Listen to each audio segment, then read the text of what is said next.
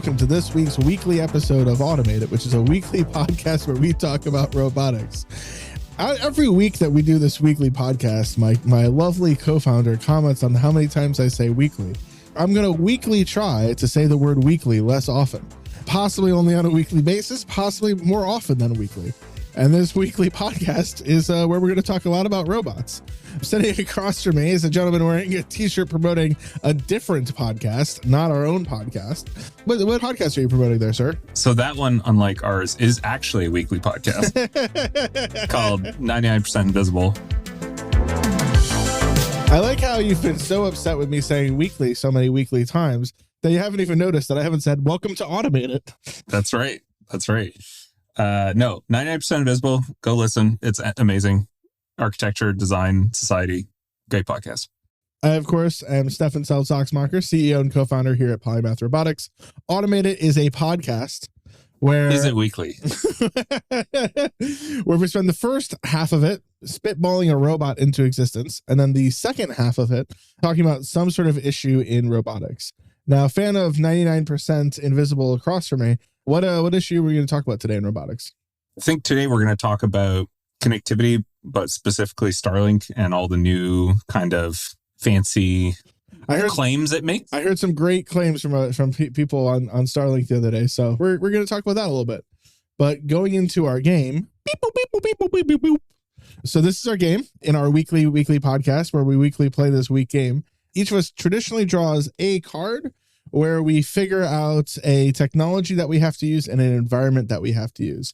Our cards have been getting a little stale. So noted friend of the show, Adam A., who was also got a call out last episode, sent us a list of technologies and application areas for us to choose from. Now, Ilia, for the technology, pick a number between 1 and 4. All right, last time I did 3, so Let's do 2. Perfect. Series elastic actuators. Nice. Yep. Those are fun to do. Now, for application areas, pick a number between 1 and 10. 8. Movie stunts. Oh, that's fun. Series elastic actuators for movie stunts. Oh, cool. Now, Ilia, I know everything about series elastic actuators, but for our audience who, might not know as much as I do, I'd love to hear in your words how you would describe what they are. You look at muscles, human arms and hands, which are reasonably dexterous. The way that they're built is you have your joints and your bones kind of producing structure, and then your muscles will connect between different joints with tendons, and those muscles kind of stack up. Mm-hmm. So you don't have all your muscles in your chest that control your fingers. Unfortunately, you have kind of muscles all along, in your forearm and your biceps to control the motion of your hand and fingers. Yep. And the term series elastic, if you break it down, it's you have previous joints affecting the position of joints down the line. So it's kind of like how with your forearm, if you squeeze a part of your forearm, your fingers will flexibly close. Will move. Yeah, exactly. Or is it also the muscles in my bicep interacting with the ones in my forearm to move my fingers? It's all the above. Okay. All the above. And then elastic in the sense that they're a little bit springy, again, like that squeezing.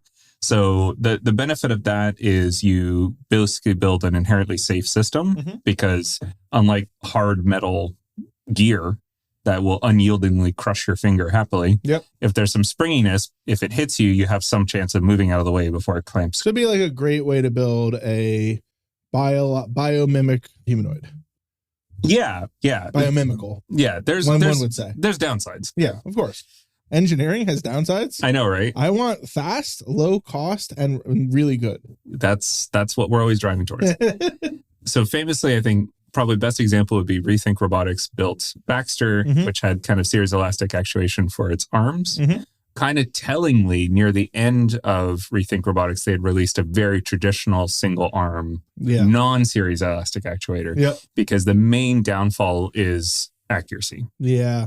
So the hope was, and this has always been the hope with series elastic actuators, is just like humans aren't actually particularly accurate with our muscles, but what we do is we have great closed loop control with nerve feedback and vision feedback. and brains. We're not that accurate with our muscles? No, by themselves we're not. Like close your eyes and try to reach for something on the table, right? Like I found my beer. Yeah, like something. I mean adult beverage. I mean apple juice. Something big, sure, but like writing your name with your eyes closed, like it gets sloppy pretty quick. Yeah. And what you do have if you're writing your name is muscle memory, which is basically you've trained up your spinal neural network to use local feedback to get it. But it's still pretty terrible.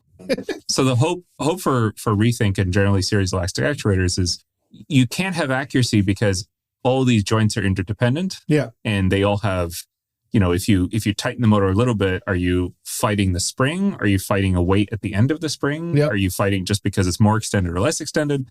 And so if you can be really smart with your controls and close loop control. AI to get an extra sensor of where things are. It's not even magic AI. It's just really good controls. Really good controls. So for using them for movie stunts, like an obvious use case for this could be like not movie stunts. An obvious would be like theme park robots. Well, did you hear about that Spider-Man robot? Yeah, I think we've talked about that on this podcast. All right, so we won't talk about it again here. Well, let's brief mention because we have mentioned it before. There's a pretty cool kind of stunt robot specifically to mimic Spider-Man swinging from thread to thread. If you look it up online, it's a pretty cool kind of humanoid-ish for a very, very particular use case. Where you essentially have an actor dressed up as Spider-Man who does a whole scene, happens to walk behind a trash can, and out the other side, he swings across the stage in front of people because that's actually a robot, not him as an actor. Yeah, and it's dangerous. Yeah. And a robot falling would be not as bad.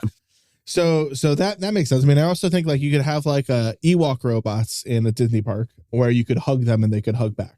Well, is it theme parks or is it movies? Movies. So a use case or a use case for movie stunts that I think is interesting. I once went scuba diving with this really cool guy who I love talking about. I think his name was like Anthony or something. He was amazing. Amazing. He left no impression. Yeah, he's so cool. So he basically set his life up as a professional scuba diver, where he would do work dives 8 months out of the year so that he could then do like fun dives at like reefs and whatever 4 months of the year. Like including like diving to do mechanical work in nuclear power plants, which like made it so he couldn't have kids, and like a lot of movie stuff because I think he had like among the most scuba dives in the world. He said like he was like in the top 50 of hours underneath the water. That is a very risky lifestyle. Yes. Holy geez. I mean, that is legitimately dangerous. Despite being someone who does incredibly healthy things all the time. Yeah. You could have thought he was 70 and I think he was like 50-ish. Yeah. That is very essentially, a story he told me is that anytime you see a water scene in a movie, there's actually a bunch of scuba divers wearing rebreathers, so there's no bubbles, underneath the water as lifeguards. Yeah. So like for one of the Police Academy movies, I think the Miami one, there's a big water chase. He was underneath the water, like 10, 20 feet underneath the water. So that if any actor fell over and started drowning, he could catch them and save their life. In some, I want to say Jennifer Lopez music video, she sachets all seductively through a waterfall. He was in between her legs, guiding her feet from rock to rock underneath the waterfall so that she could walk all sexy. Yeah, the thankless work of a professional scuba diver. My hunch is you could do series elastic motors or actuators for robots that kind of protect actors from getting into too much danger when they do stunts. Okay. I have like for example, yeah. Let's say there's a Spider-Man movie and you didn't want to do any CGI. Okay. And you wanted to have Spider-Man swing from something that looks like a tall building using some visual tricks, but is in fact a 5-story building. Yeah. Having what's that guy who's Spider-Man in 2000? Tobey Maguire. Yeah. Having Tobey Maguire fall from a 10-story building, not great for insurance. Also is going to screw up your production schedule. So you could do things like have like a chunk of the building that looks like a chunk of the building actually spring out as like an arm to catch Mr. Maguire, and do that in such a way where like it can reach out and it can position itself and it can grab him, but it won't crush him. So I think the downside of series elastic actuators is they're limited in speed, right? Is the problem is if you're fighting a spring, that makes them not great for stunts. Yeah, that makes them not great for stunts because if you really want speed, you really want gears and high speed actuators. Yeah. So yes-ish. Okay, so maybe not catching Tobey Maguire, but maybe it's more like if you're doing a movie where you're talking to a giant and the giant picks you up. Can I give an alternative suggestion? So there's been a lot of development in the last few years as computer graphics have gotten better and projectors in particular have gotten better, where Dune was a good example of this, where they actually will set up these enormous projector screens and live render the scene to these projector screens behind the actors. And as they walk around, the scene tracks where you actually are and they'll show you what's going on. So the actors get more immersed, but actually from the camera lens, everything is correctly projected from a perspective sense so that everything lines up correctly in the camera. So there's a lot less CGI because you're not post adding anything. You're actually filming an actual scene that's projected. The problem with that approach, though, is you end up with giant empty boxes with pretty walls, but nothing in them. And so what you might want to actually do is actually have soft robotics onto which you can project specific things, or just have them covered in material. So have like a sandworm robot. Or a sandworm robot or whatever. Project whatever. Yeah, exactly. Or a series of elastic robots of various shapes that in one scene is a sandworm and another scene is a Iron Throne. Yeah. And there's a third scene is a spaceship being jumped on. Yeah, exactly. Or even have the entire floor be movable. And so you can change slope and you can change. But then when your foot gets caught between two movable platforms, you don't lose your foot. Yeah. That would probably be appreciated by actors. Yeah. So that would be a place where it's a giant, and I would call it a robot, even if it's stationary, because it's sensing the actors to some sense and positions. It's moving, it's reacting to them, it's running some complex algorithm to figure out what shape it should take. Like it is a true robot in that sense. Yeah, because it might make sense, for example, for the sandworm to react, or for some sort of large dragon or whatever to react differently based on the angle with which it was hit by the sword of the guy fighting the dragon. Yeah, exactly. You'd want to calculate live, like the dragon, because the other thing with classic CGI, if you look at least how they used to do it, let's say 5 years ago, I'm not up on how or Phantom Menace. Right. Yeah. I know everyone like complains about Phantom Menace because like I didn't become an actor to sit in a green room by myself. Yeah, exactly. It's a big green. Yeah, that's a good example. Phantom Menace, Jar Jar, for example, there's a guy wearing a suit with like a reflective ball at the top of his head, and they'd use this reflective ball to get the lighting correctly. So then when they videotape him, that ball would be the reference of what the scene was around the actor. But like, it's a blue room with a guy with a shiny ball in his head. It doesn't feel very nice. Replacing that with something that actually you can push and touch and interact with would be quite good. And, you could ChatGPT silliness levels of AI. You could make a dragon that responds and does things in a way that is believable enough if it's edited for a particular scene. Like this particular level of AI that we're at. Yeah. Like, could do some of those, like, what are plausible outcomes in response to on the ground phenomenon. I think the nice thing about movies is that they are scripted, so you do get some pre-rendering time, right? Because something like ChatGPT or video generation still takes non-real time amounts of time to actually come back. Well, I'm not thinking about sorry to be clear, I'm not thinking about video rendering. I'm more thinking about if you have a model of a dragon, and I'm supposed to swing my right arm down on its head, but instead I do an audible and decide it might be a better scene if I pick up the spear and jam it right through its face. And that if that was not scripted, like theoretically, if you have a decent enough model of how villains should work, you have a decent enough kinematic model of how this dragon's supposed to work. You could live render that on the ground while having that dragon, as part of its response, lock onto that spear and like writhe itself onto the ground. Yeah, that could be like done live, like you would do it with an actual human actor, but with a robot. With a robot, yeah, exactly. Because if you go back to Phantom Menace, a lot of the actors complain about not knowing where even to look. Like, what am I supposed to like? What am I supposed to be seeing here?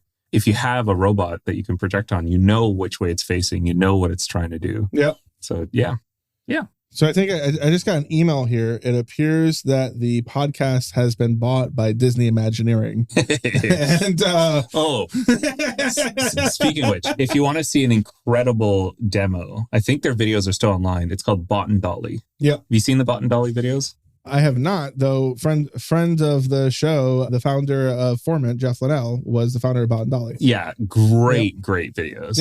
So basically their whole trick was use industrial robot arms and good computing to predict what the camera would see and project it back onto the robots. And so you could do that to kind of script exactly the camera motion you want. So if you're doing some very, very complex action sequence, you'd get the camera exactly where it needs to be at the exact right time.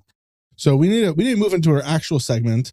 What's this set of robots going to cost? Listener, please look up Bot and Dolly. Great demo. Now that we're part of Disney Imagineering. Yeah. Well, who did they get bought by? Was it Bot and Dolly? Google. That's what I thought. Who did nothing with them? Probably. Of course. Yeah. Yeah. Why would they do anything with that? Yeah. It's a robot. Yeah. Yeah. These robots probably, honestly, I feel like you could build this and commercialize it where it's like $10 to $20 million a film, and everyone would be pretty happy about that. Yeah, I mean, these stages are probably multi-tens of millions to set up. Yeah. No question. And the processing power to run them too. We accidentally did a real business on Oh, that's depressing. Yeah, it sucks. That's not the outcome we want. Movie Robot 3000, though, is the name, so now it's no longer real. There you go. Nobody trusts something with the word 3000. Except for Deltron. All right, with that being said, so our topic today, I had an interesting conversation with somebody recently, to make it as vague as I possibly can, who is about to make serious decisions around someone else whose whole solution to the world was, yes, these robots are going to be out in the middle of nowhere, but we're going to teleop them 24/7 via Starlink. And the second that I heard that, I said, that is fake. Yeah. And dear listener, that might be a surprise to you. Ilia, why doesn't Starlink solve all the problems?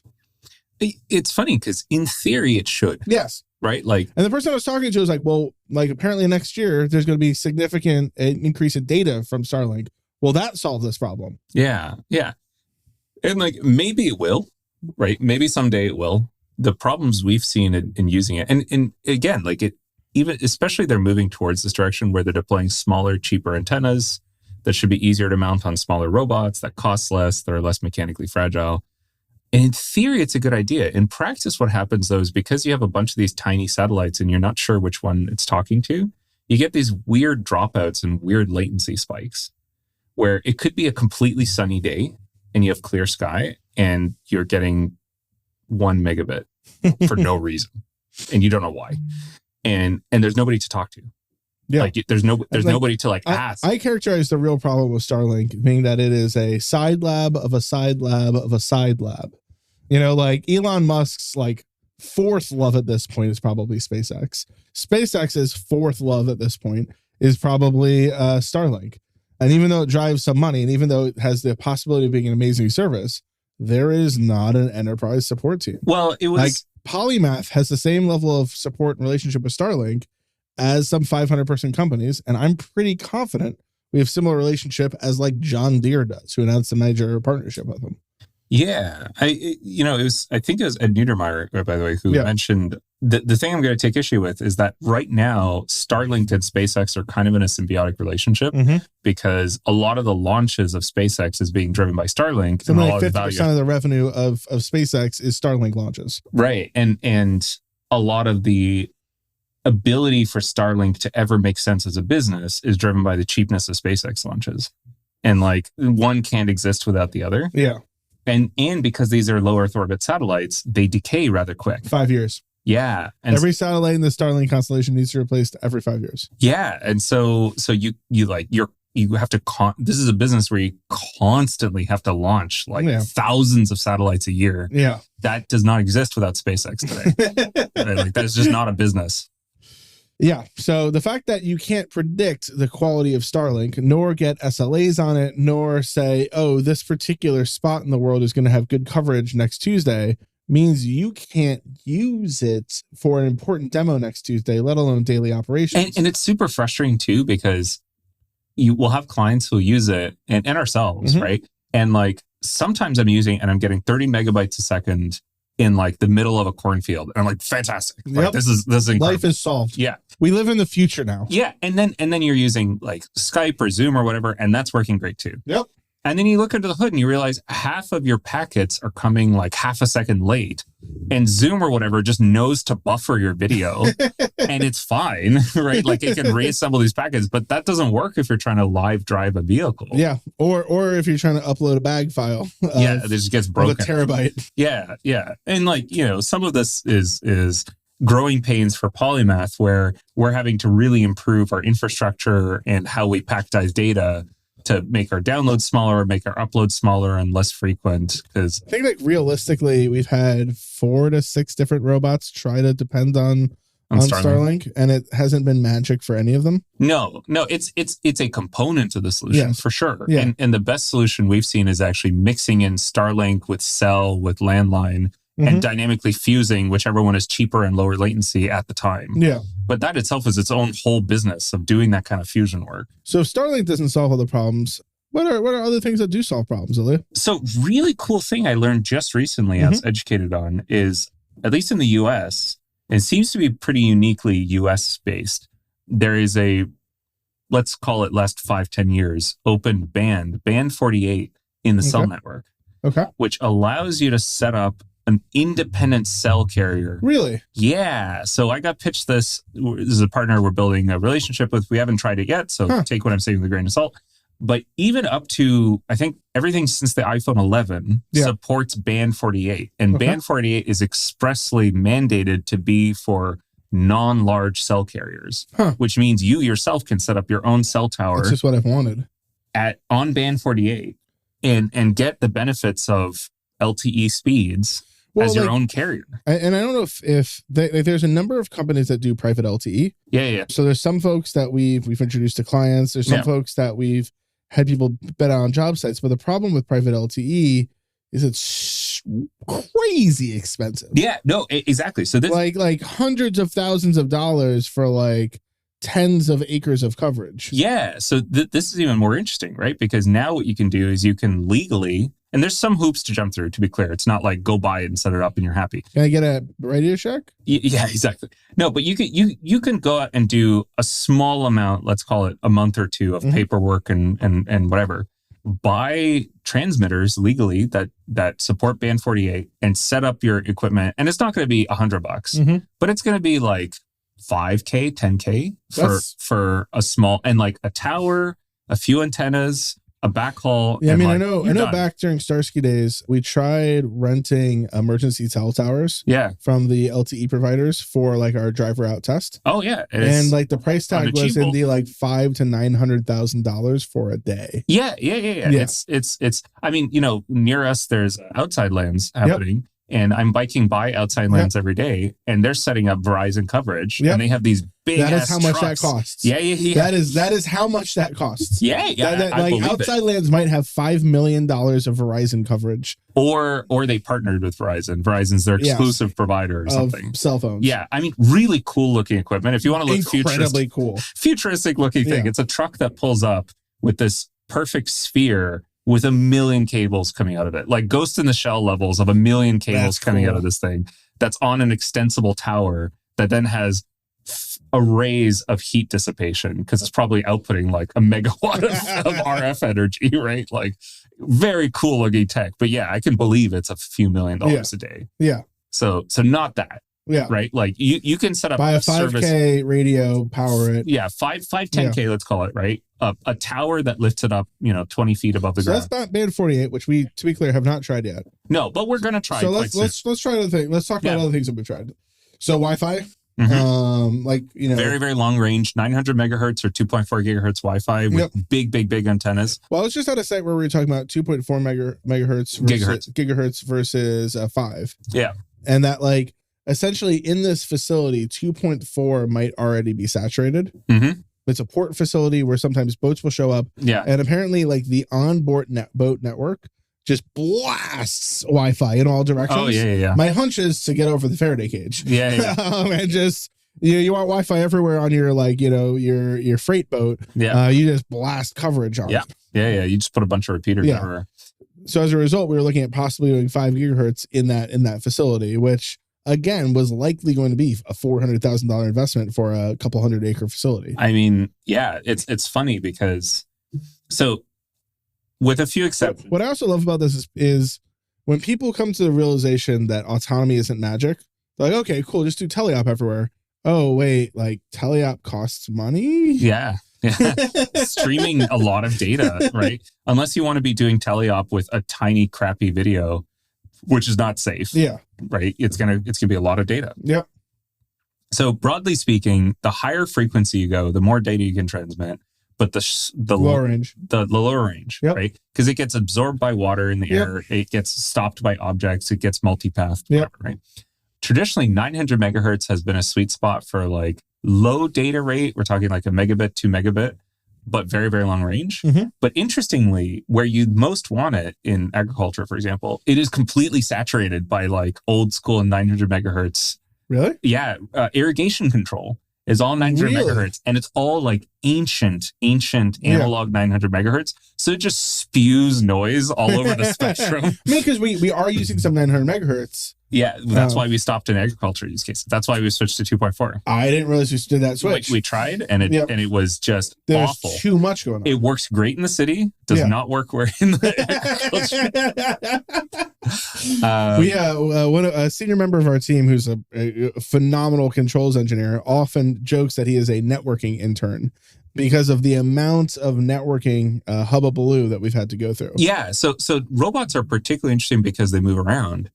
And so a lot of these solutions for big RF, big radio antennas are directional because you basically cheat physics by directing more of your power in one place, right? But the robot moves. So unless you're going to build an active tracking system that points your antenna, which is its own another small project, make your robot better by adding more robots. Again, digression, but I'm in EE, so this is interesting to me at least.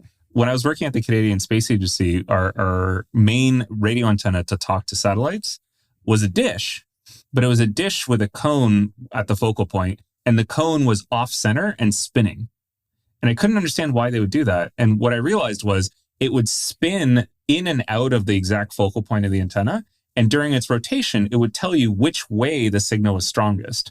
And so to follow the satellite, it basically does this tracking algorithm where it's spinning and it knows, to the left during the rotation is the strongest signal. And then the whole dish moves towards the left. That's cool. Right? Because as good as That's cool. Right? It's such a clever solution. Yeah. As good as the orbital propagation was, you're still talking about thousandths of a radian to our target. So that last little tiny bit of adjustment is with this spinning receiver. That was the solution there. But that's like complicated and expensive. Yeah. And we had special calibrated and probably tools. Tens of millions for the first one. Oh, yeah. And we had special calibrated tools to clean the connectors between because you're talking about like microwatts of power here. So like we had a special calibrated brush to brush the end of the connector. But anyway, so, you can't use directional antennas. What you can do, the cheat, is your transmission base station can just put the antenna really high up. Yep. The higher up you get. What's interesting is there are fewer companies making base stations like this than you would think. Like there's a couple of people doing some stuff for the military. There's actually a company called Armada that every time I complain to someone about the lack of enterprise customer support for Starlink, they say, Armada is that plus maybe a base station, but it seems like they mostly have a really good relationship with Starlink. Like there should be more companies who are doing like a road legal trailer with a solar panel to power it that can just immediately give you good coverage. Yeah. And robots, again, in particular, are weird from a networking setup. And this is why we keep getting dropped by different cell providers. Is that like a robot will download a megabyte or two, maybe, but will upload terabytes. And like no cell phone you have does set up for that. Yeah, everything is reversed. And so we flood the network with way too much upload data. Also a fun thing for anyone doing LTE robots in the field, you might have a great relationship with a cell phone provider right now, by which I mean you might have a SIM card that seems to work and teleop is going great. And sometime in the next 15 to 122 days, suddenly your connectivity will go to crap. Yeah. And basically they'll flag you for uploading too much data and cut your rate, deprioritize you without telling you. It's incredibly hard to find someone to talk to when the cell phone company will no longer listen to you. And they won't warn you, they won't tell you, they'll just deprioritize. Like, hey, this jabroni is not supposed to be uploading a terabyte. Yeah. See you later. Some automated system buried deep in the bowels, probably written in COBOL, has decided that we've used too much data. The other fun thing that happens with cell networks is they have preference bands depending on your pay and your importance and whatever. So if there happens to be a ambulance driving through the area, all your data gets deprioritized. If the ambulance is paying them for first responder coverage, which I tried at Starsky to get the right to go on that band, and that was no one entertains that conversation. And it is heinously expensive. Yeah. We're talking like thousands of dollars per kilobyte, kind of like heinously expensive. Yep. Because you are jumping to the very front of the line of whatever queue there is. Yep.